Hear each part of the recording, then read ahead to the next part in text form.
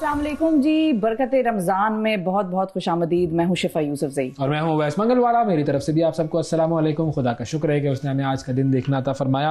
और आज के प्रोग्राम का आगाज़ एक बहुत ही ख़ास बात से करते हैं, और ये ख़ास बात जो है वो एक सिफ्त है। वैस सिफ्त क्या है, वो मैंने तो आपके जब वो स्टेटस पे ये बात देखी तो मुझे लगा कि वाकई ये तो इतनी अहम बात की है आपने, और इस कदर जिंदगी का फलसफा है इसके, और हर शख्स को ये बात समझनी चाहिए, जाननी चाहिए। बिल्कुल, क्योंकि इससे आपकी असल जो अंदर से जो सिफात है इंसान की, उसका एक मजर होती है। ये वाली मुताद्दिद सिफात जो हैं वो इससे जाहिर होती हैं। मिसाल के तौर पे वो बात है क्या, वो बात भी आपको बताते हैं। लेकिन दोस्त, अच्छा दोस्त जो है वो कौन होता है, उसकी निशानी एक अहम तरीन निशानी है। और रमजान में तो वो निशानी खास और खास हो जाती है। सबसे पहले ही पहल मेरा ख्याल है वही निशानी आएगी। बिल्कुल। और वो निशानी ये है कि अच्छा दोस्त वो होता है जो पहले अशरे में ही आपको अफ्तारी की दावत दे दे। बिल्कुल, ये टेंशन ना दे, आपको परेशानी ना हो कि पता नहीं अफ्तारी की दावत आएगी नहीं आएगी, मैं कहाँ जाऊंगा, क्या करूंगा। पहले अशरे में आपके पास वो दावत आ जानी चाहिए। जो शख्स ये करे वो आपका बेहतरीन दोस्त, पक्का बेहतरीन दोस्त है। बिल्कुल, मुसीबत में भी उसी के पास जाएं। बिल्कुल बिल्कुल, वो आपको ना सिर्फ मुसीबत आने नहीं देगा। हाँ, वो ना सिर्फ आपको अफ्तारियां कराएगा, बल्कि अफ्तारियों के अलावा भी वो आपको बड़ा ख्याल रखेगा। अगर वो इस जज्बे को आपकी समझ है ना, आंखें देखकर अगर वो आप बता दे बिल्कुल कि भाई इसको तलब हो रही है अफ्तारी की दावत की, और अब मैंने दे देनी है, तो बस वो आपका फिर दोस्ती जो है वो निभाएगा। और ऐसे जो दोस्त है अल्लाह हम सबको अता फरमाए, और हम सबको ढेरों दोस्त और ढेरों अफ्तारियां हैं, कोई 30-35 अफ्तारियां नसीब फरमाए। आमीन। ये इस महीने में तो ये कहता एक दिन में 2-2 अफ्तारियां ना कर लेना। सहरियां भी अता फरमाए। ये आपने सही नंबर। इस तरीके से 60 हो जाएंगी। अगर आपके 30 रोजे हैं तो 30 सहरियां, 30 अफ्तारियां। ये ही दोस्तों का मकसद क्या होता है, जिंदगी में काम आते हैं ना दोस्त। अब देखें, पाकिस्तान का एक बड़ा अहम दोस्त है, और उस दोस्त ने क्या काम किया है। भाई, सऊदी अरब ने एक प्रोग्राम लॉन्च कर दिया है जी। और वो प्रोग्राम बेसिकली क्या है, उस प्रोग्राम के तहत 100 टन खजूरों का तोहफा भिजवाया गया है पाकिस्तान को सऊदी अरब की तरफ से। और लास्ट टाइम भी जब ये खबर आई थी तो उस पर मैंने ये किया था, या मेरे मालिक या मेरे माबूद, सऊदी अरब ने जो हमें खजूरें अता फरमाई हैं, ये जो मुल्क है ये हमारा सबसे बेहतरीन दोस्त है। अल्लाह करे इसके बच्चे जिए, इसको भाग लगे। जो भी जिस तरह दुआएं देते हैं ना, वो सारी दुआएं जो है वो सऊदी अरब के लिए, कि उन्होंने हमें खजूरें भिजवा दी। अब हमारा असल में तो इफ्तार होगा, वरना कहाँ इफ्तार हम कर सकते थे खजूरों के बगैर।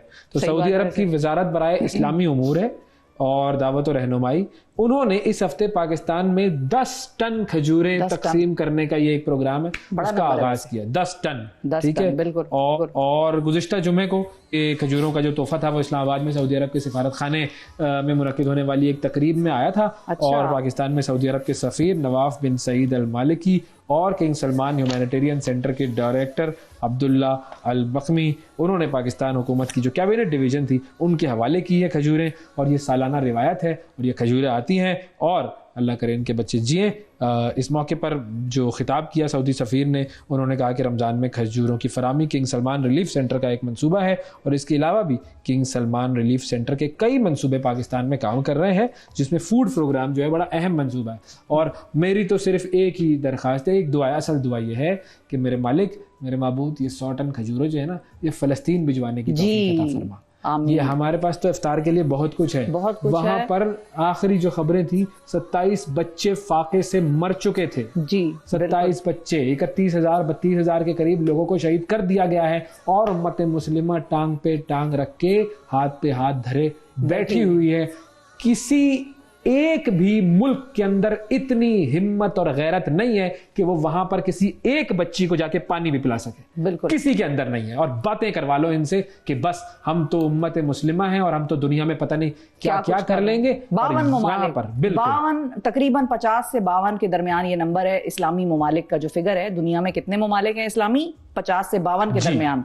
जिसने ये कहा कि we need to get over with this holy month of Ramzan, कि हम इस रमजान की सैंक्टिटी का ख्याल रखते थे, हमें ये नहीं करना चाहिए, और हमें इस रमजान के अंदर भी सारी तबाहियां और बर्बादियां करनी चाहिए। ये उन लोगों का उन लोगों की सोच है। हाँ, तो प्लान तो यही है बेसिकली, उनकी ज़हनियत यही है, जो ये सहूनी फोर्सेज हैं इनकी ज़हनियत यही है कि इस्लाम का नामो निशान बाकी ना रहे। तो अगर खुदा ना खास्ता किसी एक मुल्क में ख़त्म हो गया तो फिर आप देख लें कि दुनिया और इस्लाम जो है किस तरफ आप लोगों की ज़िंदगियाँ जा रही होंगी।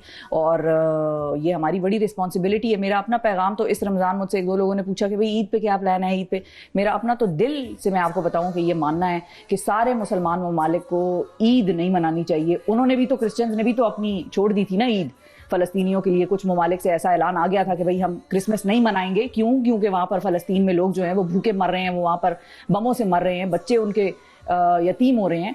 तो हम भी ये कर सकते हैं, मेरा ख्याल है कि इस साल, और क़यादत से आना चाहिए, आवाम से नहीं, मुल्कों की क़यादत से, लीडरशिप से, प्राइम मिनिस्टर से, प्रेसिडेंट से। हर इंसान अपने अमल का जिम्मेदार है। बिल्कुल, हर इंसान अपने अमल का जिम्मेदार है, खुद कर लो, लेकिन थोड़ा इंतजार में ना रहो कि कोई करे कोई ना करे, मैं खुद कर लूँ। मुझे अपनी कब्र में जाना है, मुझसे अपना सवाल होगा।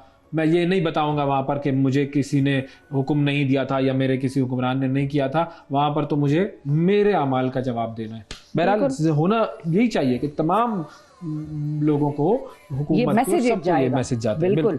अब एक और अफ्तार की बात कर लें जी। ये अफ्तार की खबर हम आपको दे तो रहे हैं, इन्फॉर्मेशन बिट है, लेकिन दुखते हुए दिल से दे रहे हैं। इंडोनेशिया में जो अफ्तार होती है वो बड़ी, सबसे बड़ी अफ्तार की जो महफिल सजती है वो इंडोनेशिया से हमें खबर आई है। और रमजानुल मुबारक में हरमैन शरीफैन, सबसे बड़ा इस्लामी मुल्क है इंडोनेशिया, और दुनिया के सबसे बड़े इस्लामी मुल्क होने के नाते हम तो ये समझते थे कि जी जाहिर है जो सऊदी अरब में अफ्तार होती है बहुत बड़ी होती है, लेकिन यहाँ पर उससे भी बड़ी होती है जी। और लाखों रोजाना लोग जो हैं वो रोजा अफ्तार करते हैं। और खित्ता जो है वो अरब से मतलब अरब से बाहर भी एक मुल्क ऐसा है, हमें यही लगता था बिल्कुल कि सबसे बड़ा अफ्तार जो है वो हरमैन शरीफैन में सजता है, लेकिन इसके अलावा इंडोनेशिया एक ऐसा मुल्क है जिसमें की तादाद जजीरों की भी बहुत ज्यादा है, और उन सारे जजीरों में आपको पता है कि फिर मुसलमानों की तादाद सबसे ज्यादा है।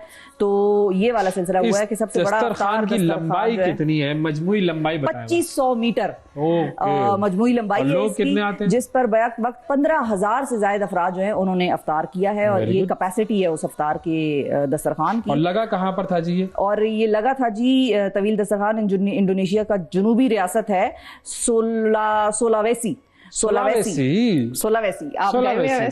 नहीं, नाम तो मैंने रट के रखे हुए ताकि दो चार लोगों में गुफ्तगू करूं तो पढ़ा लिखा और वेल ट्रेवल्ड नजर आऊं। सोलावेसी। लेकिन वैसे इंडोनेशिया में बहुत बड़े बड़े अफ्तार और बड़े बड़े मदारिस हैं, बहुत ही बड़े मदारिस हैं। वहां पर जो ट्रेनिंग इस्लाम की दी जाती है ना, मैं कहती हूँ हर शख्स को चाहिए, और दोबारा मैं कहूंगी हमारे लीडरान को भी चाहिए कि जाके वहां एक दफा देखें, विजिट करें, और आपको एहसास होगा कि क्या वो दीन सिखा रहे हैं और किस तरीके से लोगों को दीन सिखा रहे हैं, और हम क्या कर रहे हैं। ये जो दस्तरखान है इसको आसियान ममालिक की सतह पर सबसे बड़ा दस्तरखान करार दिया गया है।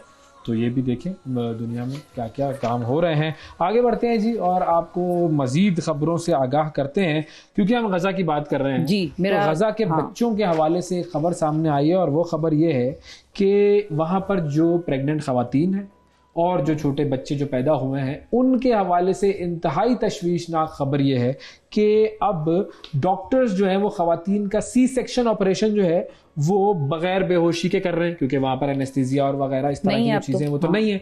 तो अब यहाँ पर जो डॉक्टर्स हैं वो बगैर एनेस्थीसिया के सी सेक्शन ऑपरेशन, जिसमें पूरा पेट काट कर और ये बच्चे की पैदाइश का जो अमल है वो सारा होता है। तो माँ जो है वो बच्चे की नशोनुमा में बड़ा अहम किरदार अदा करती है। माँ के इर्द गिर्द जो माहौल है उसका असर बच्चे पे पड़ रहा होता है। बच्चा सुन रहा होता है कि मेरे आसपास क्या आवाजें आ रही हैं, क्या खुशगवार आवाजें आ रही हैं या कोई बम धमाकों की आवाजें। तो ये सारी चीजें बच्चों पे असरात हो रहे होंगे आई एम श्योर। और इसके अलावा एक और बड़ा दिल खराश इंटरव्यू था, उसकी भी फुटेज चल रही थी और वो भी बच्ची ने बात की, उस पर भी बड़ा दिल दुखा।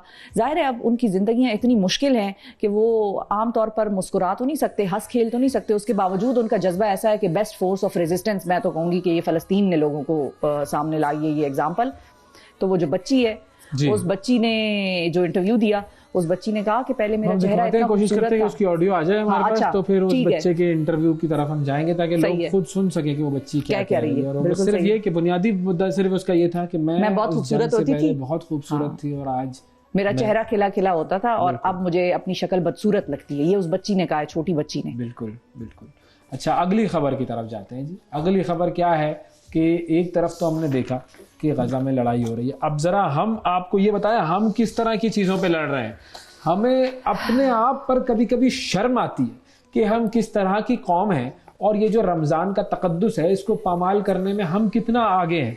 कराची का ये एक वाकया है, इसकी वीडियो ज़रा हम आपको दिखाते हैं। और कराची में वाकया ये हुआ कि एक रेहड़ीबान और ख़रीदारों के दरमियान लड़ाई हुई, और ये जो लड़ाई हुई तो उसके विजुअल्स ये आपके सामने हैं, और उसमें तरबूज एक दूसरे पर उठा के मारे जा रहे हैं। तरबूज फ़लस्तीन का निशान, जी। ये भी जरा याद रखिएगा, इसको कनेक्शन कीजिएगा कि वहां पर लोगों के पास खाने को नहीं है और हम यहाँ पर इस तरीके से लड़ रहे हैं, मर रहे हैं। और दो ग्रुप थे, इन्होंने एक दूसरे पर तरबूज से हमले किए। मैदान जंग बना हुआ है ये इलाका। शर्म नहीं आती इन लोगों को कि किस कदर खुराक का ज़या। और रोजा, मतलब आपको वैसे ही सिखाया जाता है रोजे में कि आप सब्र कर लें, बर्दाश्त। अगर रोजा आपने न सब्र सिखा सका आपको तो क्या फायदा ऐसे रोजे का।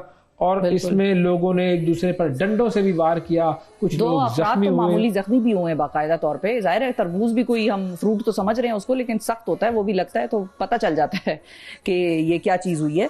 और कानूनी कार्रवाई खैर अभी तक तो खैर नहीं की गई है। और कुछ चीज़ों के बारे में तो हम कानून से भी अब क्या ही तवक्को रखेंगे, कानून अब लोगों को तरबूज मारने पर पकड़े।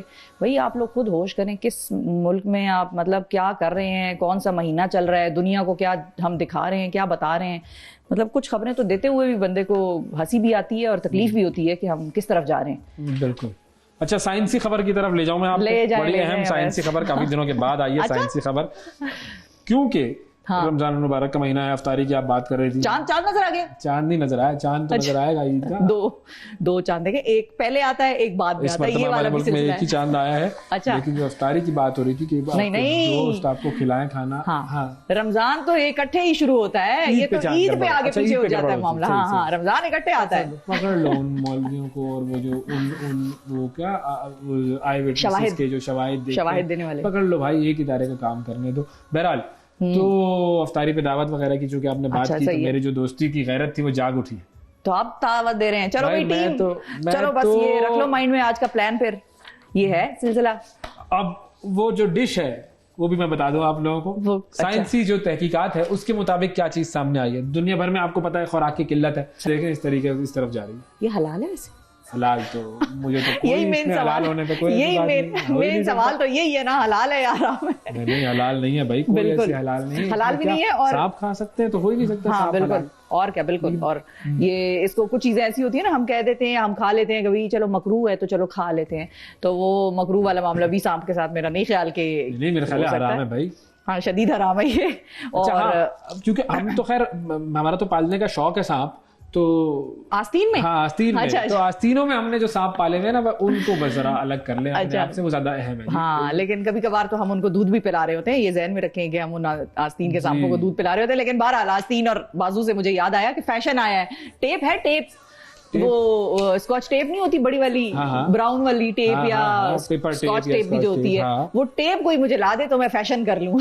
अच्छा, उस टेप से क्या फैशन होगा? वो टेप आप चिपकाएंगी? नहीं, चिपकाऊंगी नहीं, मैं उसको बाजुओं में पहन लूंगी और हजारों डॉलर की रोल जो होता है। जी, पूरा रोल। जरा तस्वीरें दिखाएं जी हमारे पास। जो कैसी बातें कर रहे हैं? बाहर का बड़ा मशहूर ब्रांड है, लेकिन वो है भी इंतहाई महंगा, बैलेंसियागा। और बैलेंसियागा जो है उसने $4,400 कीमत की ये स्कॉच टेप रोल जो है, इसको फैशन का स्टेटमेंट बना दिया है। क्या बात कर जी, क्या बात कर रही है? और ये खातून पे ये तो खरीदेगा कौन? ये ऐसे ही मेरे ख्याल में कोई ड्रामा किया होगा, नहीं, स्टंट होगा इनका। मेरा नहीं ख्याल के पब्लिसिटी स्टंट है, ये बाकायदा बैलेंसियागा का फैशन है। और ये खरीदेंगे ना, ये शेख वेख, कोई कम माल है इनके पास, कम पैसा है। तो ये तो मैं पहना है, मेरे पास तो वाफिर मिकदार में मौजूद है। तो आप इसका काउंटरफीट प्रोडक्ट 100-150 रुपए में मिलता है ये बैलेंसियागा। तो 1000 रुपए में बेच दूं तो बड़ा फायदा है। हाँ, आप खरीदेंगी? कस्टमर बन नहीं, मैं तो वैसे चूड़ियां बहुत कम, हल्का मैंने खुद को रखा होता है। मैं नहीं ज्वेलरी बहुत ज्यादा पहनती, लेकिन वैसे ये काम आप कर सकते हैं। इस पे बैलेंसियागा का टैग लगाएं और 4,200-400 नहीं तो चलो $1,000 तो बैलेंसियागा जो है, मैं भी उसकी तरह का एक ब्रांड बना लूंगा और ये इस तरह की चीजें, आड़ी टेढ़ी चीजें फैशन के नाम पे बेचूंगा। और क्या, देखें कमाई वो रबर के जूते नहीं होते बाथरूमों के बाहर जो हमने रखे होते हैं। देखो, हमारी कौम फैशनेबल कौम है, ठीक है। हर घर में ये टेपे भी मौजूद हैं और वो बाथरूम के रबर के चप्पल भी मौजूद हैं, जो कि वो भी किसी ब्रांड ने बड़े महंगे दामों बेचे थे। वो जो हवाई चप्पल ब्रांड हो जाए ना, आपके पास ब्रांड हो तो आप कुछ भी कर सकते हैं। ये है असल गेम। अच्छा, कराची की तरफ जरा हम जाते हैं। कराची में मामला ये हुआ है कि कराची में शदीद गर्मी है और ये जो टेम्परेचर है ये पहुंचेगा कोई तकरीबन शायद 35 या 37 डिग्री तक पहुंच रहा है आज और कल के दौरान। इतनी ज्यादा शदीद जी। तो जरा हमारी जो नुमाइंदा है रबिया खान, उनसे बात करते हैं। अस्सलाम वालेकुम रबिया। वालेकुम सलाम जी रबिया, बहुत शुक्रिया, आपने छांव तलाश करके आप पार्क में खड़ी हो गई हैं। जी छांव में खड़ी हुई है। ये बताएं क्या मामला है, इतनी शदीद गर्मी क्यों है कराची में और ये कितना टेम्परेचर हो रहा है इसका? जी बिल्कुल, कराची की अगर गर्मी की हम बात करें तो शहर में समुद्री हवाएं बंद होने के बायस जो है वो गर्मी की शिद्दत में इजाफा हुआ है। इस वक्त राजस्थान से चलने वाली गर्म और खुश्क हवाओं का राज है, जिसके बायस जो है वो मुसलसल टेम्परेचर बढ़ रहा है। अमूमी तौर पे मार्च में जो एवरेज टेम्परेचर है वो 32 डिग्री सेंटीग्रेड होता है, लेकिन कल भी हमने देखा कि कराची में ज़्यादा से ज़्यादा दर्जा हरारत 36 डिग्री सेंटीग्रेड रिकॉर्ड किया गया और आज महकमा मौसमियात का कहना है कि पारा जो है वो 37 डिग्री तक जा सकता है। मौजूदा अगर टेम्परेचर की हम बात करें तो 35 डिग्री तक टेम्परेचर जा चुका है, जबकि गर्मी की शिद्दत जो है वो 39 डिग्री तक महसूस की जा रही है। महकमा मौसमियात का कहना है कि आइंदा 2 से 3 रोज जो गर्मी का सिलसिला है वो कराची में इसी तरीके से जारी रहेगा। गर्म और खुश्क हवाएं जो है वो दिन भर जारी रहेंगी, जिसके बाद जो है कहा यह जा रहा है कि 21 मार्च की रात या 22 मार्च तक शहर में समुद्री हवाओं का आगाज हो जाएगा, जिसके बाद जो है वो दर्जा हरारत में न सिर्फ कमी का इम्कान है बल्कि शहर के मुख्तलिफ इलाकों में जो है वो हल्के बादल भी छाए रहेंगे। जी अच्छा, तो ये वहां पर फिर रोजा जो है वो लोगों ने रखा हुआ है, तो गर्मी की वजह से तो गुस्सा आ जाता है। जैसे अभी हमने वीडियो दिखाई कि तरबूज पे लड़ रहे हैं लोग, तो रोजा तो नहीं लग रहा है लोगों को और जरा लोगों के मामलात कंट्रोल में है। जी बिल्कुल, शहरियों से जब बात हुई तो उनका ये कहना था कि गर्मी की शिद्दत बहुत ज़्यादा है और जो लोग दफातर में एसी में बैठे हुए हैं या घरों में जिनको बाहर का कोई काम नहीं है तो उनका रोज़ा तो बहुत अच्छा गुजर रहा है, लेकिन जो मजदूर तबका है और जिन्हें मजबूरी के तौर पे जो है वो बाहर निकलना है उनको खासी जो है वो मुश्किलात का सामना है, क्योंकि सूरज की जो तपिश है वो बहुत ज़्यादा है। और महकमा मौसमियात और माहिरीन तिब भी यही कहते हैं कि आप गैर ज़रूरी तौर पर जो है वो घरों से बाहर ना निकलें, क्योंकि रोज़ा होता है और फिर तेज़ तपिश और खुश्क मौसम के बायस जो है वो डिहाइड्रेशन के चांसेस बहुत ज्यादा होते हैं।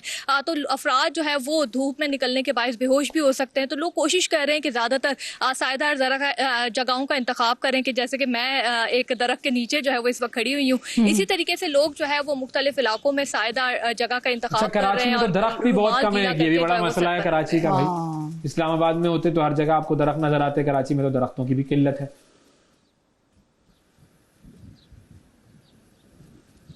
ठीक है जी, थैंक यू बहुत शुक्रिया रबिया।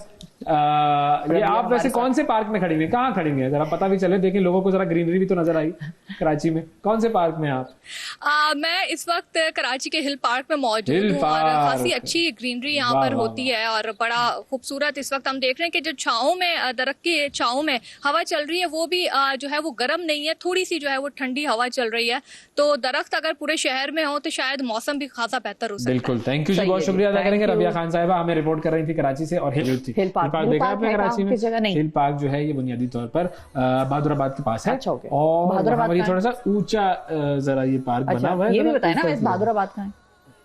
कराची में ही है। नहीं मतलब शारा फैसल पे आप जा रहे हो ना, अगर आप एयरपोर्ट से आ रहे हैं तो आपको सिंधी मुस्लिम से थोड़ा सा पहले लेफ्ट साइड पे, राइट साइड पे मुड़ जाएगा। सिंधी मुस्लिम क्या है? ये उधर ही है, ये भी इलाका है। और शारा फैसल तो मेरे मुंह पे मैप लगा हुआ है, क्या हुआ? मैं नक्शा हूँ, मैं क्या हूँ? नाज़रीन, रोजा लगा दिया मैंने 5 सेकंड के लिए वैसे को। जब एक जवाब दे दिया, दूसरा जवाब पार्क कहाँ है, तो मैंने कहा भाई इनसे और जरा पूछें, जो जगह बताएंगे ना ये इसके साथ है, उसका पूछेंगे कि ये किसके साथ है। लेकिन नाज़रीन, आपने अपने घर वालों को तंग नहीं करना, अपने आसपास जो आपके साथ काम शाम कर रहे हैं उनको तंग नहीं करना। सबका रोजा, ये ज़हन में रखें। ये मैंने काम इसलिए की है कि ये एहसास हो लोगों को कि आपका अगर रोजा है तो अगले का भी रोजा है, वो भी भूख प्यास गुजार रहा है, तो अगले का भी एहसास करें, अपना भी ख्याल रखें और एक वक्फे से होकर आएं। और फिर आपसे हम दोबारा मिलते हैं। Stay with us. Welcome back जी, बरकत रमजान में एक मरतबा फिर खुशामदीद। अच्छा, रमजान जो है वो जाहिर है बरकतें समेटने का महीना है और एक बहुत बड़ी बरकत है, वो बरकत है इल्म की बरकत। और इल्म जो है हम सब मुसलमानों पर, हर मर्द और औरत पर फर्ज किया गया है कि वो इल्म हासिल करें और इसी इल्म की बुनियाद पर दुनिया को मुसख्खर करना है। इसके अलावा तो और कोई चीज़ नहीं। हाँ, वो मोहब्बत फतेह आलम तो है, लेकिन जब इल्म नहीं होगा तो इंसान की कोई वक़्त नहीं होगी। अब इस इल्म को जोड़ा जाता है क्रिएटिविटी से। वो क्रिएटिविटी कैसे बढ़ानी है, इंसान के अंदर क्रिएटिव जो एक प्रोसेस है वो बहुत सारे लोगों का हम देखते हैं कि थम जाता है, रुक जाता है। अफराद क्रिएटिव नहीं रहते, और इसी तरीके से फिर अक़वाम क्रिएटिव नहीं रहती। ये क्रिएटिविटी बच्चों में अगर डालनी है तो उसके लिए तरीक़ाकार क्या होगा, कैसे हम ये काम कर सकते हैं। हमारे बच्चे भी हम चाहते हैं क्रिएटिव हो, आप भी यकीनन यही चाहते होंगे। ये क्रिएटिविटी बच्चों में डालने का तरीका हमें सिखाएंगे जी खुर्रम इलाही साहब। और खुर्रम इलाही साहब जो हैं उनका जो कुछ अरसे पहले ही PhD मुकम्मल हुआ है, उनका डॉक्टरेट मुकम्मल हुआ है। बड़े ज़बरदस्त वो फ़िलोसोफ़र हैं और ऑथर, बिल्कुल ऑथर भी हैं। और इस हवाले से लिटरेचर पर और क्रिएटिविटी पर काफ़ी ज़्यादा उनकी वीडियोस भी हैं जो कि आप सोशल मीडिया पर देख सकते हैं। और आज ख़ास मेहमान के साथ आए हैं, आज उनकी इतनी वर्थ नहीं है। आज शाह हुसैन साहब जो आए हुए हैं हमारे साथ, वो खुर्रम साहब के साथ जाते हैं और वो हमें क्रिएटिविटी सिखाएंगे। ज़्यादा अहम गेस्ट वो हैं, तो इसीलिए हम पहले उनसे बात करेंगे। अस्सलाम वालेकुम शाह हुसैन। अस्सलाम वालेकुम। कैसे हैं आप? मैं ठीक हूँ। ठीक है, ज़बरदस्त। ये हमारी दूसरी मुलाकात है। तो पहली मरतबा मैं इनसे मिला था तो शदीद इम्प्रेस हो गया था। अच्छा। और फिर उसके बाद मैंने सोचा कि भाई माशाल्लाह क्या कमाल है। तो ये कमाल जो है वो उनके अब्बू का है। अस्सलाम वालेकुम। वालेकुम अस्सलाम। कैसे हैं? ठीक ठाक हैं? ये बात दुरुस्त है कि अफराद जब क्रिएटिव नहीं रहते तो फिर फाइनली अक़वाम क्रिएटिव नहीं रहती।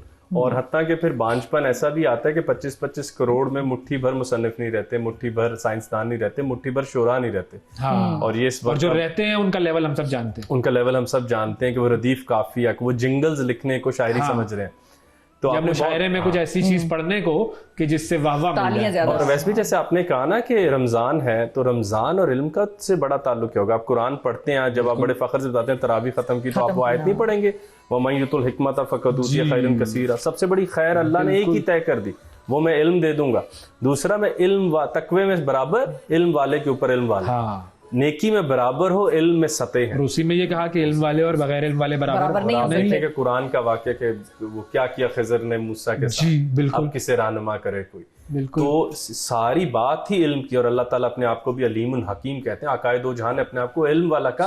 पूरा कुरान उलिल अलबाब। बिल्कुल भाई, एक तफक्कुर और तदब्बुर कर सकते हो, वरना तुम कुरान कहता है इन्ना शर्र दवाबिंदल्लाहि सुमुल बुकमुल लजीना ला जाकिलून, तुम चुपाहे हो या उससे भी बदतर। हाँ। अगर तुमने मेरी आयत पे गौर नहीं किया, क्लेम मत करो मैनहुड। मुसलमान होना तो बहुत दूर, इंसानियत ही इल्म है। बिल्कुल। आज की दौर का ये चैलेंज है। मैं सबको कहता होता हूँ कि आपका बच्चा टॉप कर रहा है, भाई he is chat GPT. Yes. तो सही इल्म की नई नई डेफिनेशन आप भी उन्हें सुनते हैं, अहमद जावेद साहब फरमाते हैं, सही इल्म कहते हैं जहन की काहली, लेजीनेस ऑफ ब्रेन सही जवाब देती है भाई। वरना आइंस्टाइन ने जैसे नए से नए जवाब दी, वो भी कहता मैं आफियत जानता हूँ न्यूटन के इल्म पर, अल्लाह अल्लाह खैर सल्लाह। तो शाह हुसैन से मेरा बड़ा स्ट्रेट फॉरवर्ड बात है भाई, सी लो डी लो। I want to know your opinion on the universe. ठीक है। तो वहां से हमारी एक एक्सरसाइज है जिसको हम कहते होते हैं, कौन सी एक्सरसाइज? जैसे के वाली एक्सरसाइज। जैसे के। अब हमने कुछ एक्सरसाइजेस सिखानी है बुनियादी तौर पर। हमारे सेगमेंट का मकसद ये है कि कुछ ऐसी एक्सरसाइजेस हैं जो कि हम अपने बच्चों के साथ अपने घर में कर सके। और उससे वो जो एक क्रिएटिव थॉट प्रोसेस है आपका, वो चलना शुरू होगा, ब्रेन एक्टिव होगा। जी। अब देखिए, मैं शाह हुसैन और हम जानते हैं कि फूल बच्चा देख रहा है, वो आपको रटा रटाया जो उसको क्लास में मैम ने याद कराया या उसने यूट्यूब की वीडियो से रट लिया, जो साइंसदानों ने किया तुमने नहीं किया भाई।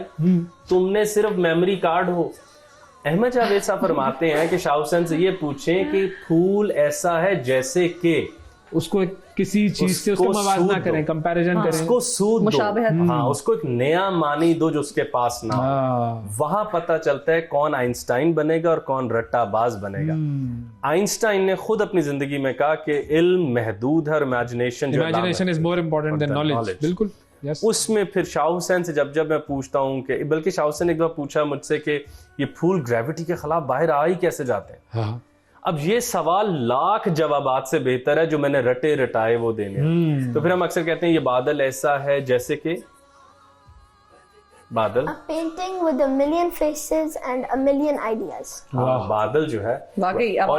और अब लोगों के लिए थोड़ा सा इसको एक्सप्लेन कर दें कि बादलों की तरफ जब आप देखते हैं तो उसमें से मुख्तलिफ चीजें, थोड़ी देर आप गौर से उसको देखें तो मुख्तलिफ चीजें बननी शुरू हो जाती हैं। आपको लगता है किसी का चेहरा है, किसी का सूरज बना हुआ है, या कोई रास्ता निकल रहा है, मिलियन फेसेस। तो ये जो डेफिनेशन दी है, वो जो हम कहते हैं ना, शिफा आपने बिल्कुल दुरुस्त फरमाया। बादल पे मैं हमेशा कहता था ये व्हाइट बोर्ड है, ऑटो व्हाइट बोर्ड। बिल्कुल। और शाह हुसैन, ये फूल ऐसा है जैसे कि एनीथिंग, फूल एक खुशी का रिप्रेजेंटेटिव। हाँ, एक खुशी का। ये कलम ऐसा है। हाँ, चले अब ये बताएं, ये कलम ऐसा है जैसे, ये कलम ऐसा है जैसे कि, एक चीज जिससे मैं आइडियाज को इस दुनिया में फ्री कर सकूं। अच्छा, अब ये जो बात हो रही है, एक तो उसकी फिजिकल रिप्रेजेंटेशन हो सकती है, जैसे ये कलम ऐसा है जैसे कि कोई लकड़ी या लकड़ी, और एक है कि ये कलम ऐसा है जैसे कि मैं आइडियाज इससे फ्री कर सकूं। तो ये नेक्स्ट लेवल है। अब्दुल कादिर बेदल कहते हैं science can catch the fish but it misses the water. साइंसदान कभी भी दरख्त में साया नहीं देख सकता, वो फोटोसिंथेसिस देखता है। साये के लिए जैसे कि का मंजर चाहिए। बहुत बड़ा आदमी इलियट को उस्ताद एजरा पाउंड ने कहा भाई जाओ दरख्त देख कर आओ। उसने दरख्त देखा, इलियट ने, उसने कहा कागज पर लिखो क्या देखा। उसने कागज पर लिखा क्या देखा। उसने कहा अब तुम मुझे बताओ दरख्त ज्यादा मुकम्मल कहाँ है, बाहर या तुम्हारे कागज पे। अगर कागज पर दरख्त मुकम्मल है, मुबारक हो तुम शायर हो। वाह वाह वाह वाह वाह, ये बहुत अहम बात है। कागज से वहां देखना पड़ रहा है, I am sorry you are not a writer. बेहतरीन। अच्छा, इसको हम मजीद आगे कंटिन्यू करेंगे एक वक्फे के बाद। आपसे दोबारा मुलाकात करते हैं। वेलकम बैक जी। बरकत रमजान में एक मरतबा फिर खुशामदीद। बात हो रही थी क्रिएटिविटी की, और जाहिर है जब कोई अच्छी बात होती है तो उसके बीच में जो है वो सियासतदानों ने आकर अपना जो नुक्ता नज़र है वो बयान करना होता है। जाहिर है हमारे माशाल्लाह मुल्क के क्रिएटिव तरीन लोग हैं वो, तो उनकी क्रिएटिविटी से अब हम वापस आ गए अपनी क्रिएटिविटी की तरफ। जी खुरम साहब। तो सेकंड बेस्ट ऑप्शन है कि बच्चों को किताबें दें। तो what kind of books you like read? मुझे नॉवेल्स अच्छे लगते हैं, मुझे ग्रीक मिथोलॉजी अच्छी लगती है, और फिक्शन बुक्स मुझे अच्छी। तो ये किताबें ये स्कूल से तो इनका कोई ताल्लुक नहीं है, स्कूल है ना? ऐसा ही है। हमारे तो टीचर्स ये नहीं कहते कि बच्चे इसमें से एग्जाम आएगा, इसमें से पेपर आएगा। अहमद जावेद से बड़ी प्यारी बात कहते हैं कि आइंस्टाइन की बातें बच्चों के जहन में ठोसने से वो आइंस्टाइन नहीं बनेंगे। ये मेहनत बात सही बात। और वैसे भाई के जिस तरह मैं मिथोलॉजी नहीं बयान कर पाता, मुझे लगता है बड़ा टफ हो जाता है, मगर जिस तरह ये पढ़ता है वो is a very beautiful way. अच्छा, मुझे अभी आज याद आया कि 5वीं जमात में मेरी जो टीचर थी उन्होंने मुझे अच्छी पोजीशन आने पर एक किताब दी थी, वो थी ग्रीक मिथोलॉजीज। अब मुझे समझ में आया कि क्यों दी थी उन्होंने। क्यों दी थी हुसैन? आपने क्या आपने सीखा? मिथ क्या होता है हुसैन? मिथ क्या है? मिथ एक चीज होती है जो असल नहीं होती मगर हमें खुशी देती है। अच्छा, और वो हम बना लेते हैं इसीलिए बहुत सारी मिथ्स, क्योंकि वो खुशी देती है। तो मिथ्स तो असल नहीं होती। हाँ, हम मतलब हम सेलिब्रेट कर रहे होते हैं, हम किसी ऐसी चीज के हवाले से खुश हो रहे होते हैं विच इज नॉट रियल। तो ये तो गलत बात हो गई। नहीं, इतनी भी नहीं गलत है ना, उससे ही तो आपकी इमेजिनेशन बढ़ेगी। और शाहसन आपका फेवरेट मिथ कौन सा था उसमें? वैसे मुझे सारे मिथ्स अच्छे लगते हैं ग्रीक मिथोलॉजी के, कोई स्पेसिफिकली मेरा फेवरेट नहीं है। लेकिन फॉर आवर व्यूअर्स अगर कोई एक आदि कोई बता सको तो फिर मुझे Dionysus the Greek god of wines. अच्छा, ओके, सही। एंड ये बड़ा वो इंटरेस्टिंग बताता था, ये वाइन्स इज बेले, वो बड़ा VI वाली वाइन, VI वाली जी, ये WI वाली ना समझ। बिल्कुल। और उसके अलावा भी मेरे ख्याल से अफसाना जहन को वुसअत देता है। आइंस्टाइन से एक औरत ने पूछा मैं चाहती हूँ मेरी बेटी तुम जैसी बने। उसने कैसे को शायरी पढ़े। उसने नहीं, मैं चाहती हूँ तुम जैसी साइंसदान बने। उसने कहा फिर अफसाने भी शामिल कर लें।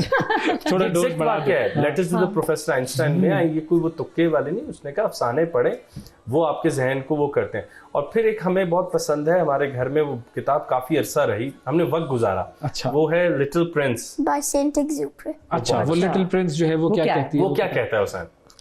लिटिल प्रिंस जो है एक छोटा सा प्रिंस है जिसका एक प्लैनेट जो है अर्थ का, अगर आप से 3 माइल्स ले लेना उससे भी छोटा, मतलब बिल्कुल छोटा सा उसका प्लैनेट था, और वो उस पे रहता था और उधर उसके पास कोई नहीं था।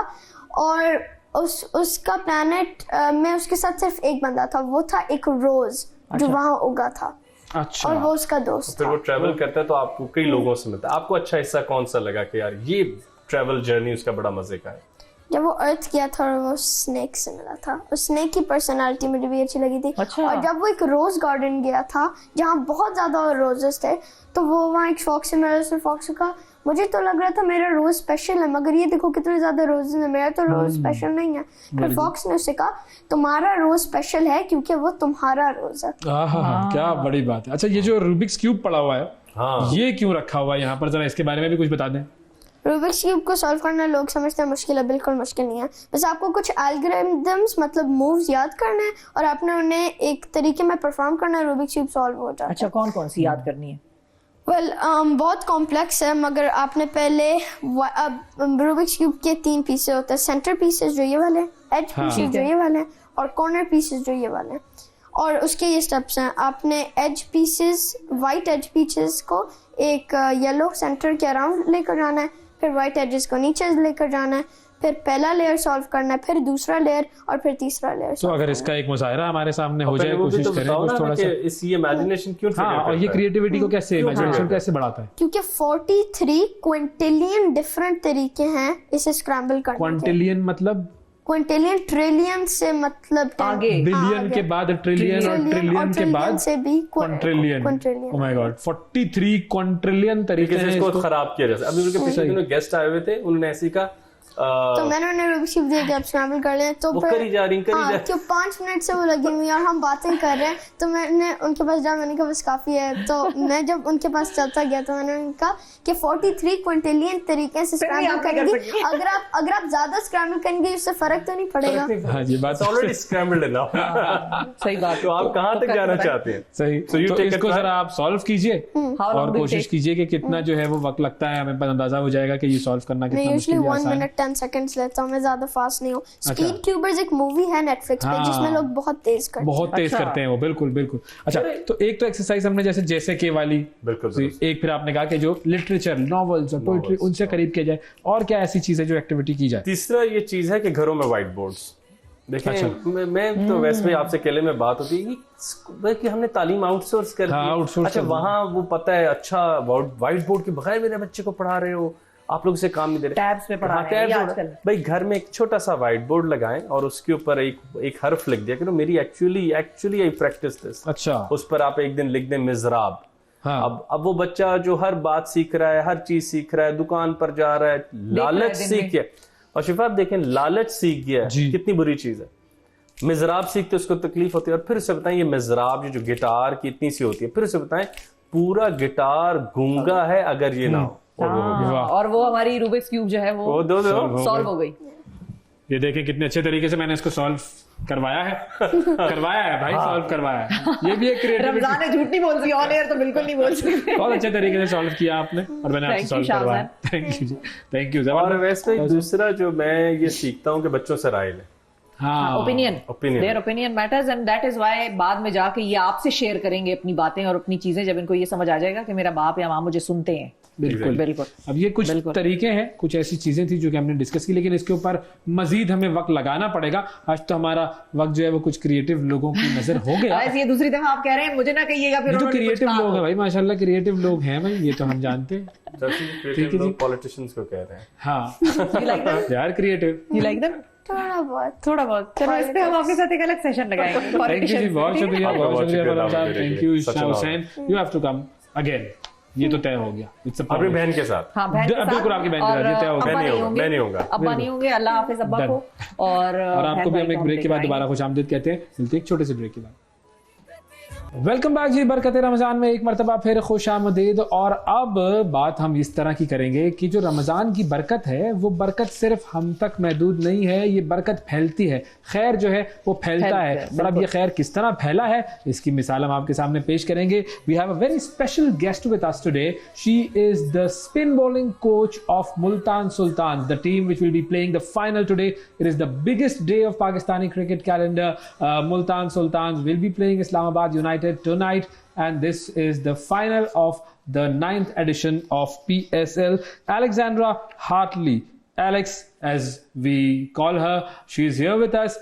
And the most interesting thing about Multan Sultans is that they are playing their third final. But the best thing about the best news coming from the Multan Sultan camp these days is that Alex is also fasting with the team. Players. Bilkul. Hello Alex, how are you? Can you hear us? I'm good, thank you. I'm good, yes. Thank you Alex, and first of all Ramzan Mubarak to you then. Thank you very much. Thank you. It's been an experience so far. So are you fasting today as well? Yeah, I've fasted every single day, and I will until I leave. Despite that, you're very chatty and very, fresh. Yeah, I'm sleeping a lot, so maybe I'm cheating while I'm doing it because I'm sleeping a lot more than I normally would. But honestly, it's been brilliant. Right, but how did you start fasting? Like, who pitched this idea, or was it you yourself? No. Nobody pitched the idea to me. I just thought if the lads are doing it, it's only fair that I take part as well. So I sort of suggested it to a couple of people, and they said it'd be a great idea. So here I am. You have created quite a buzz, Alex. Everybody is so excited. They have forgotten about their own rosas and they're excited about Alex's rosas these days. Someone told me yesterday there's a clip of my podcast that's gone viral here in Pakistan. I didn't know about it, so Yes. I'm glad it's got the attention. That's not what I was intending. My intention was to make the lads realise that I'm part of this team, and if one of us does something, we all do it. But yeah, you know what? If it's got a little bit of attention. It's So not what the has end been of the world. response of the boys? At first it was like, oh, you're fasting today. Oh, okay, brilliant. And then it was like, you're doing it again? You're doing it again? A little bit of a surprise, but also you can see that look of approval as well. So yeah, it's been great. So how has been the overall experience of fasting, and like what are your learnings? You definitely have to have self-discipline. You know, I've got water at the side of my bed that's staring at me, and I know I can't have it. But also, I guess just knowing what everybody else is going through, you know, knowing that they're not eating, so I do the same. The first few days were really tough, and it's definitely got so much easier now. Yeah. But let's talk about food, Alex. Let's talk about food. That's her favorite topic. That is her favorite topic, especially Alex. in Ramzan when you're fasting. What has been your favorite dish when you are opening your fast and when you're, doing your sehri? Do you know what? I've had different things every evening. So sorry for me. First night I had like chicken keema with bread, and then the night after I had omelette, and last night I went back to chicken keema. But when I'm then closing the fast or opening the fast, I've had chickpeas, I've enjoyed all the juices, but there's a lot of fried food which I've learned. A lot of fried food. That's not healthy. A lot of pakoras, I assume. Yeah. Okay. And what about iftar? Yeah, honestly, it's whatever we've got. Whatever is available, I've tried, because I really want to make sure I try everything. So the fried food for me at iftar is one of the best bits, because I've waited all day for food, and I can have something. Okay. So, as you said, that you started to fast because you wanted the boys to feel that you are with them. And it's kind of your effort to make them realize that you're a team. How is the team environment? Team environment's great. So great. We're all very relaxed, very chilled. Now we had a very chilled out training session yesterday before the final today. It's just another game of cricket today. And my message is always, don't overthink things. So yeah, everybody's really relaxed. Obviously I haven't really seen anybody yet today. But yeah, we'll see when we get to the But team in meeting how everybody Ramadan, feels. we tend to get a bit more relaxed. Have you seen this thing? What was that? Sorry? In Ramadan, what we do is that we tend to get more relaxed, a bit more. Have you Yeah. also experienced this thing in the boys? Yeah, I have experienced it myself as well. And that's why I'm fasting, because I wanted to experience the same feelings that everybody else is. So I know how people are feeling when they get to the ground. So I've seen that everybody is very, very, very relaxed. Then we have our meal, break the fast, and then everybody gets their energy again. But Alex, of course, you and your team is relaxed because you guys have given such a hard time to other teams. Multan Sultans has played extremely well this time as well. And how did that happen? Like, what was there any extra effort going into the team's training? Was it anything extra from your side or something extra from the boys? So, what is it that this time Multan Sultans Because stood it's out been like? a consistent performance throughout the tournament, and we've seen Multan outperform every other team, and that is the key thing. What exactly happens in the team meetings? What do you plan? And when you're on the ground, what is the thing in the boys' minds? Look, I think the coaching staff and the analyst and people like that and the owner, Ali, they put together a really well-balanced team. And really well-balanced teams often are successful because people can play their roles, they can go and thrive. And I think we've got this environment where we want everybody just to go out and enjoy it and realise that it is just a game of cricket. The sun still comes up tomorrow. So nothing really changes. You know, nothing's changed. I think it's a very relaxed environment.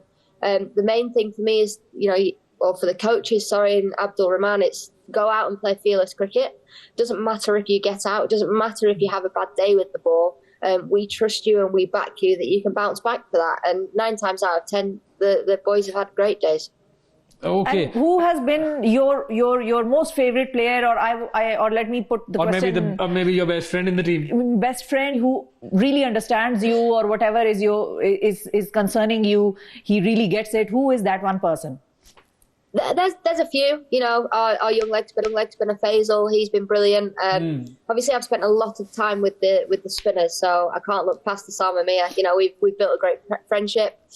So moving forward, it's definitely a friendship that we'll keep. But yeah, everybody has been brilliant, and you know, after the first week or so, I've built those friendships with everybody.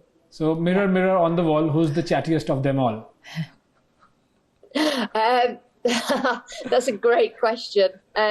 We've got Shazad, who he just pretends to be a goat 24/7. So he makes goat noises. So he's not chatty, but he's the strangest of them all. Who's the naughtiest of them all?